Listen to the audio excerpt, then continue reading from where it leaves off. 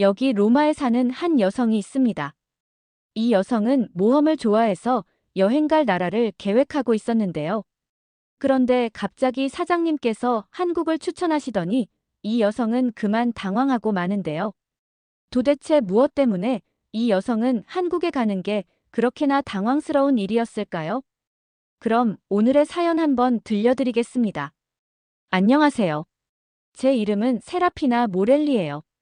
하지만 대부분의 사람들은 그냥 세라라고 불러요. 저는 피자, 분수, 오래된 돌 건물들이 가득한 도시, 로마에서 태어나고 자랐어요. 저는 패션 모델 에이전시의 팀장으로 일했어요. 그런데 어느 날 모든 게 달라졌어요. 시작은 사장님에게 온 이메일이었어요. 그 순간을 아직도 또렷하게 기억해요. 저는 책상에 앉아 차가운 에스프레소를 마시고 있었어요. 그러다 이메일을 열었죠. 세라, 서울에서 1년 정도 일해보는 건 어때요? 순간 눈을 깜빡였어요. 한국. 저는 한 번도 가본 적이 없었고, 아는 것도 거의 없었어요.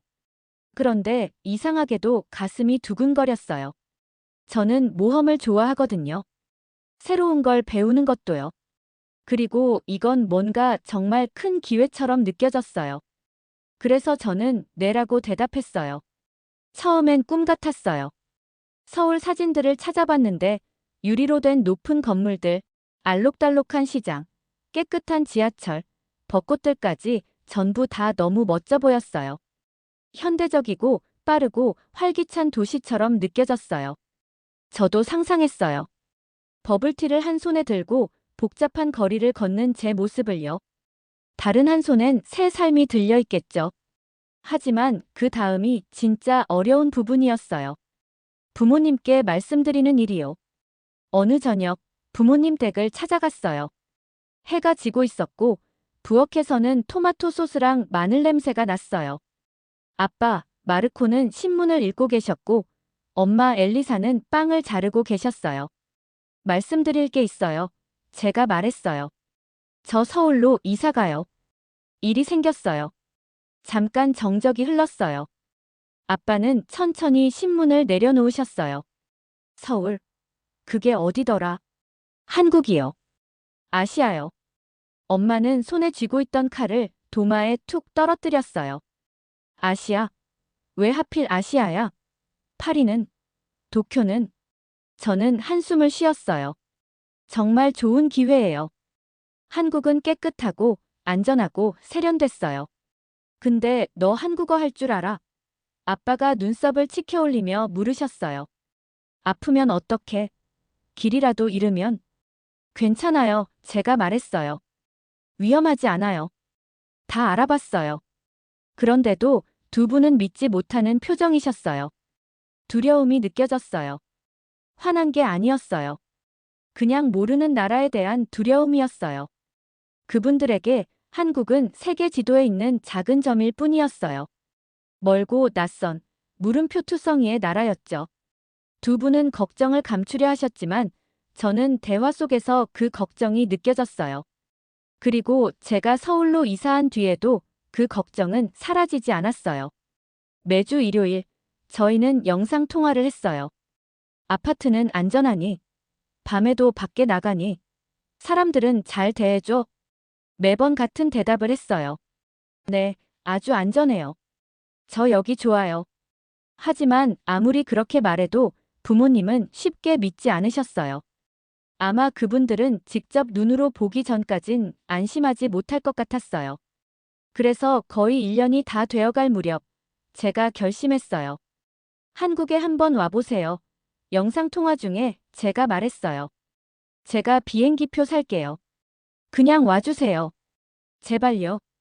두 분은 잠시 말을 잃으셨어요.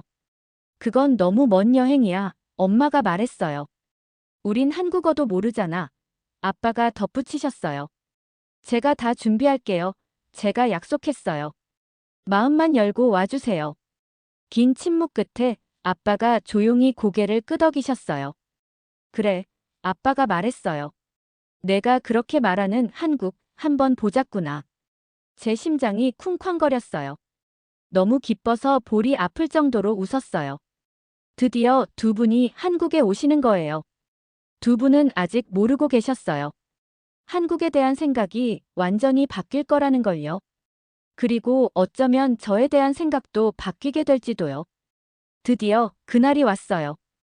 부모님이 한국에 오시는 날이었어요. 저는 아파트를 3번이나 청소했어요. 창문도 닫고 쿠션도 퐁퐁하게 정리하고 바닥도 2번이나 밀었어요. 부모님이 편하게 쉬실 수 있도록 하고 싶었고, 동시에 제가 서울에서 어떻게 살고 있는지 있는 그대로 보여드리고 싶었어요. 그날 아침, 저는 인천공항 도착장에 서 있었어요. 제 주위엔 사랑하는 사람을 기다리는 사람들이 가득했어요. 어떤 사람은 꽃다발을 들고 있었고, 어떤 사람은 풍선을 들고 있었어요. 제 심장이 두근두근 뛰었어요. 부모님을 뵌 지 거의 1년이 다 되어가고 있었거든요. 그러다 보였어요. 아빠는 한 손으로 캐리어를 끌고 다른 손으로는 안경을 고치고 계셨어요. 엄마는 눈을 동그랗게 뜨고 공항을 두리번거리셨어요. 장시간 비행으로 피곤해 보이긴 했지만 동시에 호기심 가득한 표정이었어요. 저는 뛰어갔어요. 엄마, 아빠, 두 분 다 활짝 웃으시며 저를 꼭 안아주셨어요. 여긴 조용하구나. 아빠가 둘러보시며 말씀하셨어요. 왜 이렇게 소리치거나 뛰는 사람이 없어? 말했잖아요. 제가 웃으며 말했어요. 여긴 평화로워요. 엄마는 바닥을 내려다보며 눈썹을 치켜 올리셨어요. 어머, 바닥이 너무 깨끗해. 여기가 공항이 아니라 호텔 같아. 우리는 수암을 찾는 곳으로 걸어갔어요. 안내 표지판은 아주 보기 쉽게 잘 돼 있었고 사람들도 질서정연했어요. 고함치는 사람도 밀치는 사람도 없었어요. 부모님은 박물관에 온 것처럼 여기저기 계속 둘러보셨어요. 짐을 다 찾고 밖으로 나왔을 때 리무진 버스가 딱 도착해 있었어요. 딱 맞춰 왔네요. 제가 말했어요. 제복을 입은 기사님이 다가와서 짐을 옮겨주셨어요. 그리고 웃으며 정중하게 인사까지 해주셨어요. 아빠는 눈을 깜빡이셨어요. 여긴 사람들이 일하면서도 정말 웃는구나. 꽤 자주 그래요. 제가 고개를 끄덕이며 말했어요. 버스는 넓고 깨끗하고 조용했어요. 저희는 창가 자리에 앉았어요. 서울 시내로 들어가며 부모님 두 분은 창밖을 눈도 깜빡이지 않고 바라보셨어요. 햇빛을 받은 높은 건물들이 반짝였어요. 도로는 매끄럽고 정리되어 있었고 자전거 타는 사람들은 전용 도로를 사용하고 있었어요. 모든 곳이 깔끔하고 밝아 보였어요. 이건 제가 상상한 아시아랑 달라요. 엄마가 속삭이셨어요. 나도 그래. 아빠가 동의하셨어요.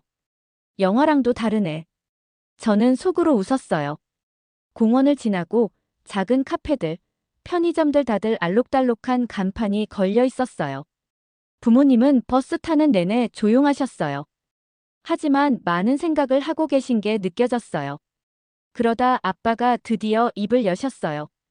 이건 내가 그려왔던 아시아가 아니네. 아빠가 어떤 걸 상상했는데요? 제가 물었어요. 인파, 소음, 낡은 건물들 혼란. 제가 창밖을 함께 보며 말했어요. 여긴 서울이에요. 환영해요. 버스를 탄 지 1시간 정도 됐을 때 저희 아파트 앞 정류장에 도착했어요. 기사님이 다시 짐을 도와주셨고 마지막으로 한 번 더 공손히 인사하셨어요. 아빠는 고개를 들어 제 아파트 건물을 바라보셨어요. 여기서 살고 있니? 네, 제가 자랑스럽게 말했어요. 아빠는 잠시 말이 없으셨어요. 그러다 조용히 고개를 끄덕이셨어요. 그 작은 고개 끄덕임은 어떤 말보다 더 많은 걸 말해줬어요. 그래, 이곳이 그렇게 나쁘진 않네. 저는 또 한 번 웃었어요. 이건 시작에 불과했어요. 저희 아파트에 들어서자마자 부모님은 그대로 멈추셨어요. 신발 벗으셔야 해요. 제가 문 옆에 있는 작은 공간을 가리키며 말씀드렸어요. 한국에서는 그렇게 해요. 아빠는 눈썹을 살짝 올리셨어요. 정말이야? 네, 제가 웃으며 말했어요. 다 그렇게 해요. 두 분은 천천히 몸을 숙여 신발을 벗으셨어요. 저는 깨끗한 실내 슬리퍼를 건네드렸어요. 엄마가 나무 바닥 위로 한 발을 내디뎠다가 멈추셨어요. 바닥이 따뜻하네. 깜짝 놀라며 말씀하셨어요. 저는 웃었어요. 이걸 온돌이라고 해요. 한국의 전통 바닥 난방 방식이에요. 요즘은 현대식으로 바뀌었지만 여전히 정말 좋아요. 아빠도 양말만 신은 채 바닥 위로 올라오셨어요. 와, 기분 좋은데. 거실로 들어갔어요. 햇빛이 창문을 통해 들어와서 방 안은 밝고 포근했어요.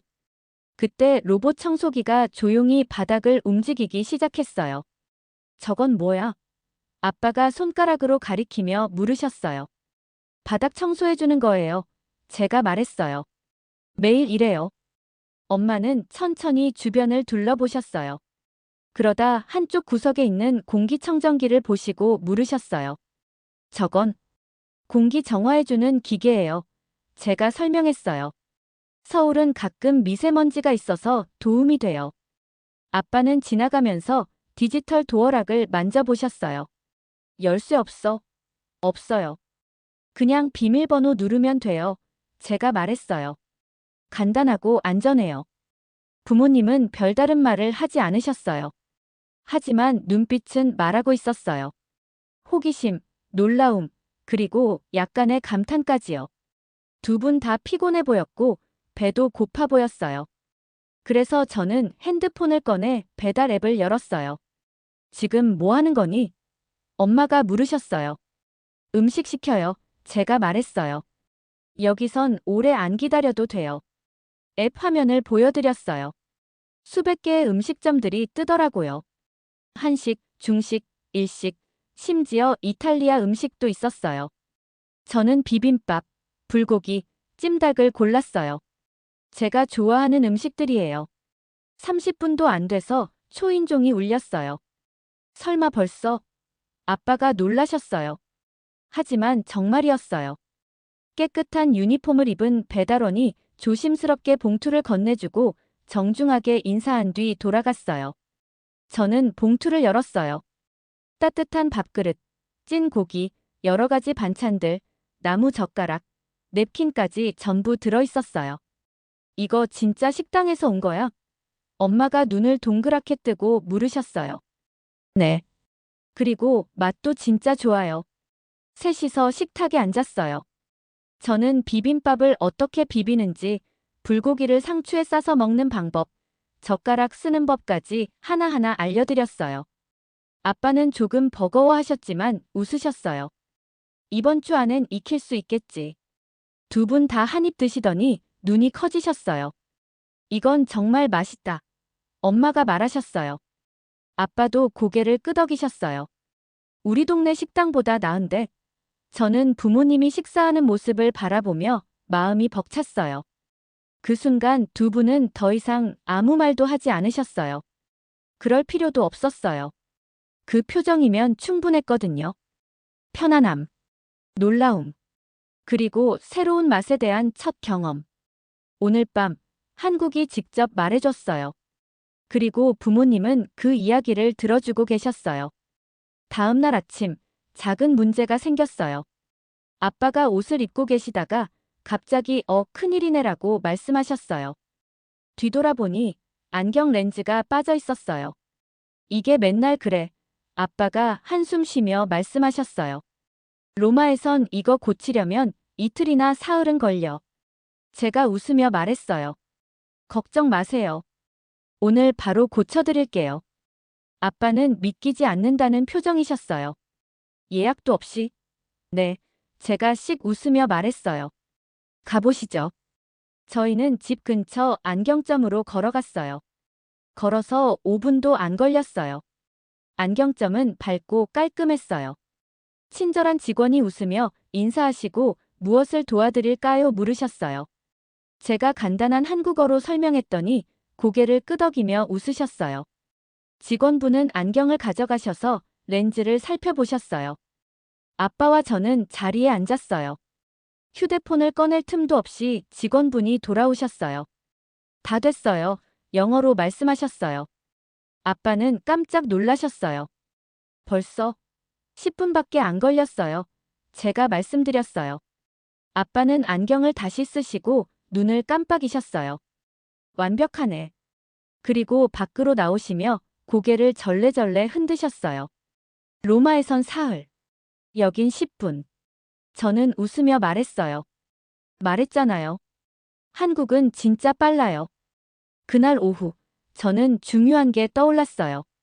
비행기 안에서 엄마가 머리가 아프다고 하셨거든요.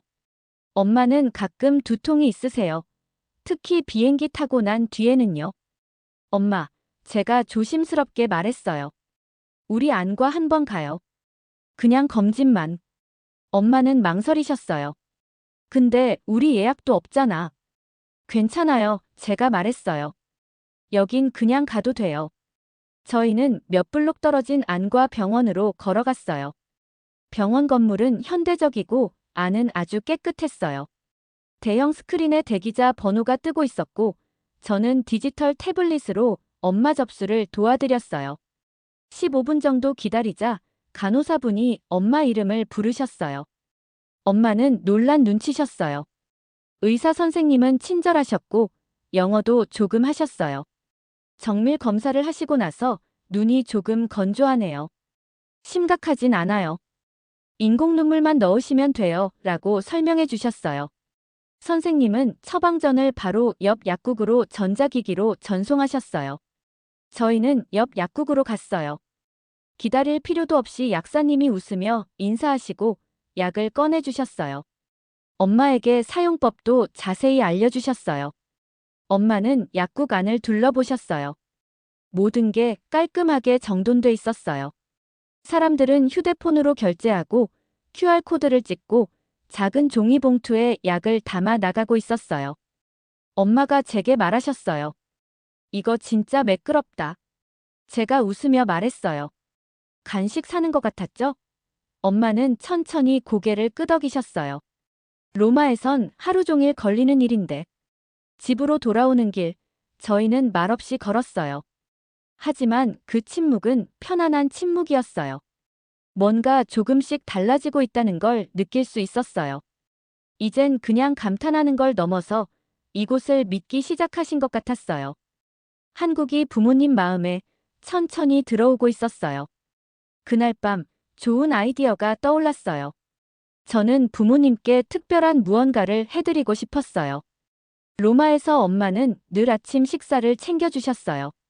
따뜻한 토스트, 진한 커피, 반숙 달걀. 이제는 제가 엄마를 위해 한국식으로 아침을 차려드리고 싶었어요. 그래서 저는 핸드폰을 열고 로켓프레시 앱을 켰어요. 쌀, 두부, 달걀, 과일, 채소를 주문했어요. 간장과 참기름도 잊지 않았고요. 엄마가 제 어깨 너머로 지켜보셨어요. 그거 아침까지 다 온다고 생각해. 아침 7시 전에는 도착해요. 제가 윙크하며 말했어요. 엄마는 고개를 저으셨어요. 글쎄 보면 믿을게. 다음 날 아침 해도 뜨기 전이었어요. 문자가 왔어요. 고객님의 배송이 도착했습니다. 현관문을 열어보니 정말로 있었어요. 깔끔하게 포장된 상자 하나가 조용히 놓여 있었어요. 노크도 없고 소리도 없고 그냥 딱 끝난 상태였어요. 부모님이 주무시는 동안 저는 부엌으로 갔어요. 쌀을 씻고 밥솥에 밥을 안 쳤어요. 두부를 썰고 된장찌개를 끓였어요. 달걀은 노랗게 말아서 계란말이를 만들고 사과와 배를 얇게 썰었어요. 냉장고에 있던 김치와 반찬들도 꺼내 식탁에 올렸어요. 아파트 안은 따뜻한 냄새로 가득 찼어요. 조금 뒤 발소리가 들렸어요. 슬리퍼를 끌며 엄마가 부엌으로 들어오셨어요. 그러다 멈춰 서셨어요. 이거 내가 다 한 거야? 제가 고개를 끄덕였어요. 한국식 아침이에요. 앉으세요. 아빠도 눈을 비비며 오셨어요. 냄새 진짜 좋다. 셋이 함께 식탁에 앉았어요. 저는 국은 어떻게 떠먹는지, 금속 젓가락은 어떻게 쓰는지, 김이랑 밥을 어떻게 섞어 먹는지 하나씩 보여드렸어요. 부모님은 천천히 조심스럽게 하나하나 드셨어요. 그리고 웃음이 피었어요. 이거 마음이 편안해지네. 엄마가 조용히 말씀하셨어요. 아빠도 고개를 끄덕이셨어요. 식사 후 저는 산책을 제안했어요. 한강 가요. 지금 계절에 딱 좋아요.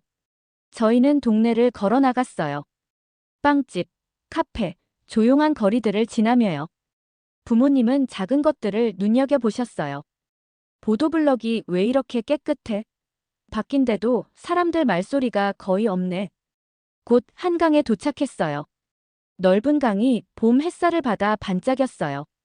가족들은 돗자리를 펴고 피크닉 중이었고 아이들은 킥보드를 타고 있었어요. 조깅하는 사람들은 귀에 음악을 들으며 조용히 지나갔어요. 부모님은 강가 벤치에 앉으셨어요. 처음엔 별 말씀이 없었어요. 그러다 아빠가 강을 바라보며 말씀하셨어요. 세라, 내 말이 맞았구나. 이곳 특별하네. 저는 미소 지으며 옆에 앉았어요. 한 아이가 자전거를 타고 지나가다 손을 흔들었어요. 엄마도 손을 흔들어 주셨어요. 여기 맘에 드세요? 제가 물었어요. 엄마가 저를 바라보셨어요. 이제 눈빛은 더 이상 걱정이 아니었어요. 그냥 따뜻했어요. 이제야 내가 왜 여길 선택했는지 알 것 같아. 그 순간 정말 모든 게 다 들어있었어요. 단지 음식이 맛있다거나 경치가 좋다거나 하는 게 아니었어요. 이제 부모님 눈에 한국이 낯선 곳이 아니라 제가 살아가는 집으로 보이기 시작했거든요. 해가 지기 시작하자 저희는 다시 집으로 걸어갔어요. 오는 길에 24시간 편의점 앞을 지나쳤어요.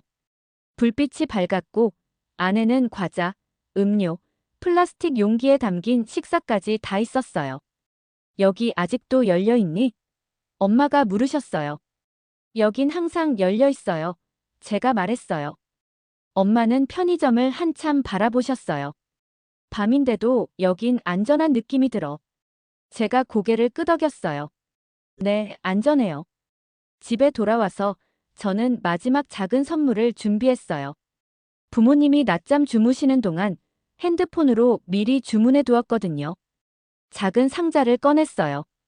안에는 엄마를 위한 한국 스킨케어 제품과 아빠를 위한 휴대용 마사지기가 들어있었어요. 이거 드릴게요. 제가 말했어요. 이번 여행을 기억하실 수 있게요. 엄마가 놀라셨어요. 어떻게 이런 걸? 온라인이요. 제가 웃으며 말했어요.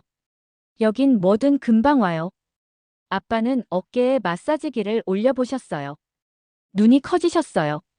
이거 우리 동네 병원보다 더 좋은데? 부모님이 크게 웃으셨고 저도 따라 웃었어요. 그날 밤 부모님은 짐을 싸셨어요. 그 순간 공기부터 달라졌어요. 두려움은 사라졌고 눈빛에 남아있던 의심도 이해로 바뀌었어요. 다음 날 공항에서 저희는 출국 게이트 앞에 함께 섰어요. 엄마가 저를 꼭 안아주시며 속삭이셨어요. 우린 솔직히 걱정 많이 했어. 하지만 이제는 내가 괜찮다는 걸 알겠어. 아빠는 제 어깨에 손을 얹으셨어요. 잘한 선택이었어. 아빠가 말씀하셨어요. 정말 자랑스럽다. 저는 눈물이 날 것 같아서 눈을 빠르게 깜빡였어요. 다음에는 더 오래 계세요. 제가 말했어요. 부모님은 웃으며 게이트 안으로 걸어 들어가셨어요. 공항을 나서는 길, 저는 고개를 들어 밝은 서울 하늘을 바라봤어요. 오랜만에 마음이 참 가벼워졌어요. 이제 저는 단순히 한국에서 살고 있는 게 아니라 정말 집이 된 곳에서 살고 있었어요. 오늘의 영상은 여기까지입니다. 오늘의 사연 재밌게 보셨다면 좋아요와 구독 꼭 부탁드릴게요.